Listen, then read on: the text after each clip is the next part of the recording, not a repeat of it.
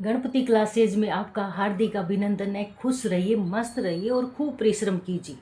अब देखिए, आज आपका अपना टॉपिक जो लेके आए हैं वो है वाक्य। और पहले हमने एक वीडियो डाला था, उसमें था वाच्य। अब देखिए, कहते हैं ना, नजर हटी दुर्घटना घटी। वैसे हिंदी में भी एक वर्ण की वजह से, एक मात्रा की वजह से और एक विसर्ग की वजह से, एक विराम चिन्ह की वजह से अर्थ का अनर्थ हो जाता है। तो उसमें देखिए वाच्य और इसमें है वाक्य। ध्यान रखना, इसमें उसमें च और उसमें क। तो तब हमने अध्ययन किया था वाच्य का। और आज हमारा जो कॉन्सेप्ट है, हमारा जो टॉपिक है वो है वाक्य। तो सबसे पहले हम जानते हैं वाक्य के बारे में। कॉन्सेप्ट क्या है? शब्दों के सार्थक, सार्थक यानी जिसका कुछ मीनिंग निकलना चाहिए, और व्यवस्थित क्रम को वाक्य कहते हैं।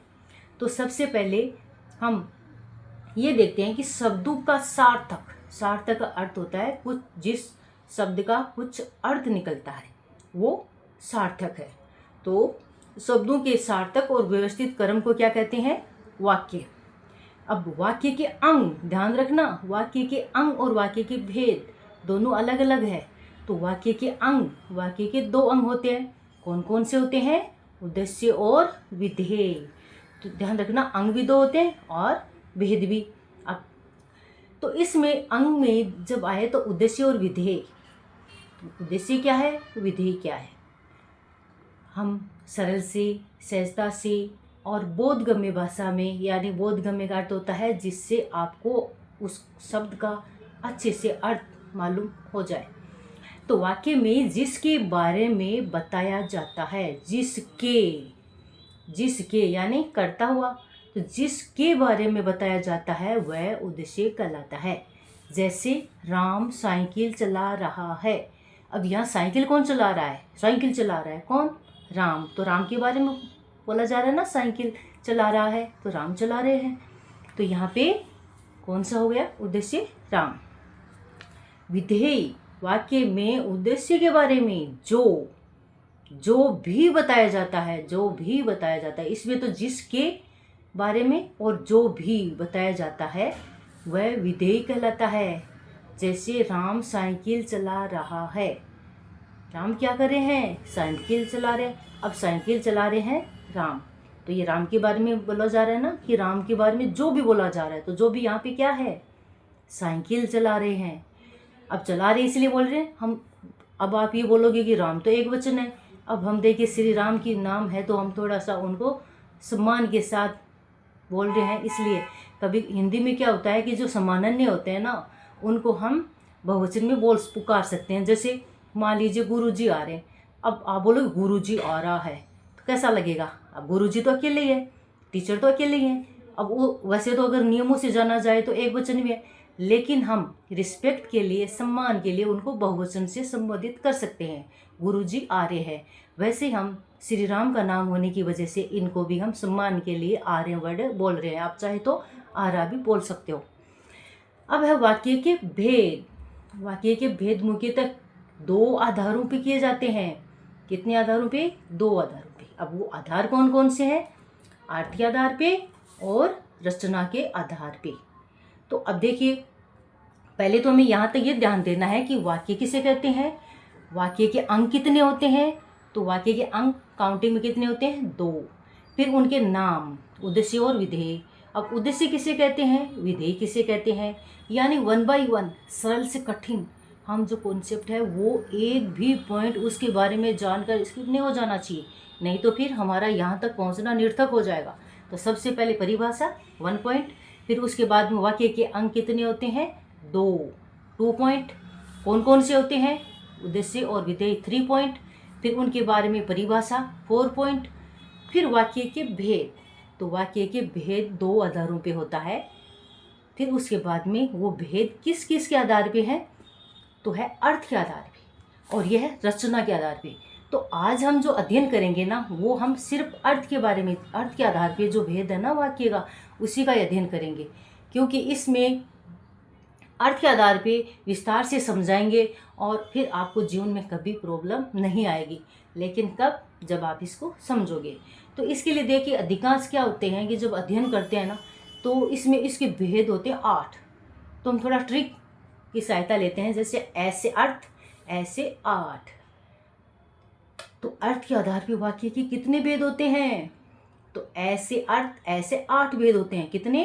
8। यहाँ से हमने समझ लिया। तो इससे क्या होता है कि जब कभी भी आप लिखोगे एग्जाम में तो आपको थोड़ा सा ट्रिक यूज में ले लोगे ना, ऐसे वर्ण का जो उच्चारण है वाला, तो इससे आपको मिस्टेक नहीं होगी, कन्फ्यूजन नहीं होगा। और जब कन्फ्यूजन होता है ना तो राइट कम होता है, रॉन्ग ज़्यादा होता है। तो आपको क्या करना है, अर्थ के आधार पे कितने ऐसे अर्थ ऐसे 8 भेद होते हैं। अब यहाँ तक तो हो गया। अब ये 8 भेद कौन कौन से होते हैं? क्योंकि इसमें भी बहुत सारे मिक्स हो जाते हैं। 5 4 तो याद हो जाते हैं, लेकिन 1 2 लास्ट में हम मिस्टेक कर देते हैं तो और कंफ्यूज हो जाते हैं कि आखिर वो कौन से हैं। और जब याद नहीं होता है तो हम कोई और ही लिख देते हैं। तो इसके लिए हमने स्वयं एक जो सूत्र बनाया है जो बहुत ही आसान है, और इसकी सहायता से आप जीवन में कभी भी अर्थ के आधार पर वाक्य है वो सबसे आसान लगने वाला है। तो वो सूत्र क्या है जो मैंने बनाया है? वो आपको कहीं कोई पुस्तक में नहीं मिलेगा, ना आपको गूगल पे मिलेगा। वो हमने स्वयं नहीं बनाया है, हमने अपने खुद के लिए बनाया था। हमें भी ये प्रॉब्लम आ रही थी, समझ में नहीं आ रहा है, तो हमने खुद ट्रिक लगाया कि ऐसे क्या करें जिससे हमें भी समझ में आ जाए। तो हमें तो अभी तक भूले नहीं है, ना ज़िंदगी में भूलेंगे, आप भी नहीं भूलोगे। तो इसके लिए क्या करना है, चलिए अब चलते हैं हम उस सूत्र की ओर। क्या है वो? आइस परवीन।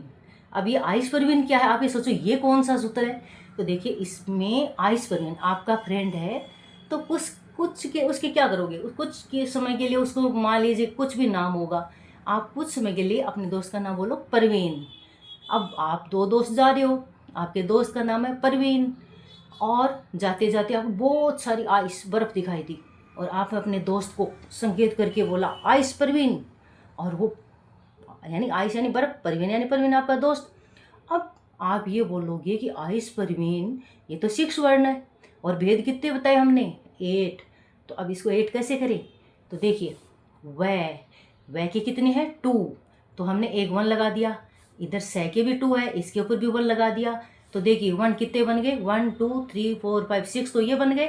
1 1 और देख लो, तो कितने बन गए? 7 और 8, टोटल 8 हो गए ना। अब हम इनको कुछ नहीं करना, अब हमें इनको 1 बाई 1 एक एक करके इनसे इनका लिखना है, इनका भेद लिखना है।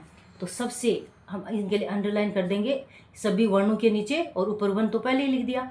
अब आ से आज्ञावाचक, आज्ञावाचक यानी आदेश देना, ऑर्डर की भावना, अपना काम करो, ये मत करो, वो मत करो, ये जाओ, वहाँ जाओ, ऐसा आदेश देते ना, उसके लिए आ से आज्ञावाचक। ई से इच्छावाचक, ईश्वर करे वह स्वस्थ हो जाए, ईश्वर करे वो सब जो एग्जाम में बैठे हैं वो सब पास हो जाए, फर्स्ट डिवीजन हो जाए, सबकी जॉब लग जाए, यानी अपनी इच्छा अच्छी व्यक्त करना। अब है सह से संकेत। अब देखिए इसमें कितनी समानता है, सह से संबंधवाचक भी होता है।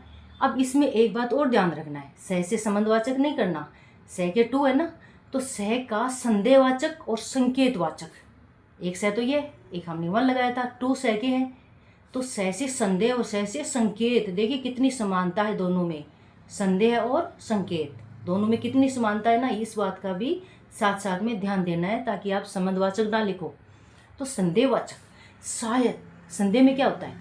शायद आज वर्षा होगी, शायद ही आज राम आए। तो जहाँ संदेह व्यक्त होता है वहाँ कौन सा होता है? संदेहवाचक होता है। फिर संकेतवाचक, सेम से संदेह आपको याद हो गया, तो वैसा का वैसा ही सेम मात्राएं अनुस्वार सब। इसमें संकेतवाचक में रमेश पढ़ता तो पास होता, रमा पढ़ती तो पास होती। तो इसमें मधु आती तो रमा जाती, यानी एक दूसरे पे निर्भर करता, एक ऐसा होता तो दूसरा तब संभव होता। प्रश्नवाचक तो सबको पता ही है, जहाँ प्रश्न किया जाता है। रमेश कब आएगा? जिन वाक्यों में प्रश्न पूछा जाता है वहाँ प्रश्नवाचक होता है। विधानवाचक क्या होता है? देखिए विधानवाचक, इसमें हमें है क्या ये विधानवाचक? विधानवाचक जहाँ वास्तविकता होती है, जहाँ यथार्थ होता है, वो विधानवाचक है। एक तो इस बात का ध्यान रखना है, काल्पनिक नहीं होता। दूसरा यही नहीं कि इसमें आश्चर्य वो होता है, न अनुमान होता है, ना संदेह होता है, जो वास्तविकता है वही इसमें होता है। एक पॉइंट तो ये हो गया। दूसरा क्या है, इसमें क्रिया का, किसी कार्य का होने का पता चलता है। विधानवाचक में कार्य के होने का भी पता चलता है। विस्मयादिबोधक, अब देखिए विस्मय, नाम से विस्मय यानी आश्चर्य, अरे ये क्या कर रहे हो, वाह क्या बात है, आहा बाहर जीत गया। तो जिन वाक्यों में शोक, घृणा, हर्ष के भाव होते हैं वो विस्मयादिबोधक होता है।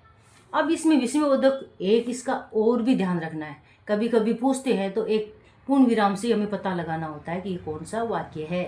तो जहाँ पूर्ण विराम होता है ना, जैसे ये है पूर्ण विराम, तो यहाँ इसके नीचे एक डॉट लग जाता है पूर्ण विराम के नीचे, तो वो कौन सा बन जाएगा? विस्मयादिबोधक। जैसे ये रहा पूर्ण विराम है, इसके नीचे डॉट लगा दिया, क्या बन गया? विस्मयादिबोधक। अब लास्ट में निषेधवाचक, देखिए स से संकेत संदेह हो गया, पै से प्रश्नवाचक हो गया, देखिए पै से प्रश्नवाचक, वी से विधानवाचक और वन और लगाया था ना मैंने, तो वी से विस्मयादिबोधक हो गया। न से निषेधवाचक। अब थोड़ा तो अपनी ट्रिक है, ये तो ट्रिक है, सब कुछ थोड़ा इसे आपको लिखा हुआ मिल जाएगा, एक संकेत है कि इस ओर हम चलेंगे तो हमारा कन्फ्यूजन दूर हो जाएगा। तो निषेधवाचक, मैं आज नहीं जाऊंगा। अब इसमें निषेध यानी मना करना। तो जहाँ पे जिन वाक्यों में किसी बात या कार्य को मना किया जाता है वहाँ निषेधवाचक होता है, जहाँ नहीं आता है और मना की भावना होती है वहाँ पे कौन सा होता है? निषेधवाचक। तो हमने आपको बहुत ही ध्यान से, सरलता से, सहजता से, संक्षिप्त और 100 से 100 कंप्लीटली समझाने का प्रयास किया है। अगर फिर भी आपको समझ में नहीं आया है तो एक बार और वीडियो देख लीजिए और समझ लीजिए। अब इसमें देखिए अब किस तरीके से याद करेंगे कि हम कभी नहीं भूलें। सबसे पहले तो क्या करना है? वाक्य के परिभाषा फर्स्ट नंबर। सेकेंड नंबर वाक्य के अंग, ध्यान रखना अंग और भेद अलग अलग है, तो अंग में ध्यान रखना है। तो इसमें 2 पॉइंट है, कितने होते हैं? 2 नंबर। 3 नंबर के उनके नाम, उद्देश्य और विधेय। 4 नंबर पे उनकी परिभाषा। फिर 5 नंबर पे वाक्य के भेद। 6 नंबर के भेदों के नाम। 7 नंबर के उनकी परिभाषा। और ये जो आइस परवीन जो हमने लिखा है ये आपको बहुत ही अच्छे से आपको समझ में आ गया है, और ये आपको कहीं गूगल पे या कहीं पर भी नहीं मिलेगा, और ये आपको भी बहुत अच्छा लगेगा। एक बार देखना, ये इसको समझना। आपको आइस परवीन एक कॉमन शब्द है जो आप अपने एक व्यावहारिक रूप में उसको समझ सकते हो कि किस प्रकार से आप ये ध्यान दे सकते हो। तो इसमें आपको बहुत अच्छे से समझ में आया होगा, और रचना के आधार पे हम नेक्स्ट वीडियो में आपको समझाएंगे इसी तरीके से, सरलता से, सहजता से। तो आप वीडियो को लाइक एंड सब्सक्राइब ज़रूर कीजिए ताकि और भी ऐसे सरल, सहज, बोधगम्य भाषा में आपको वीडियोस मिलते रहें और ऐसे आप यही समझते रहें। और बिल्कुल भी आपको ये जो आप एनर्जी निराशा में, पीड़ा में और नेगेटिविटी विचारधारा में जो लगाते हो वो एनर्जी कर्म में लगाइए, कर्म कीजिए और सब कुछ अच्छा होगा। और वीडियो देखने के लिए थैंक यू सो मच।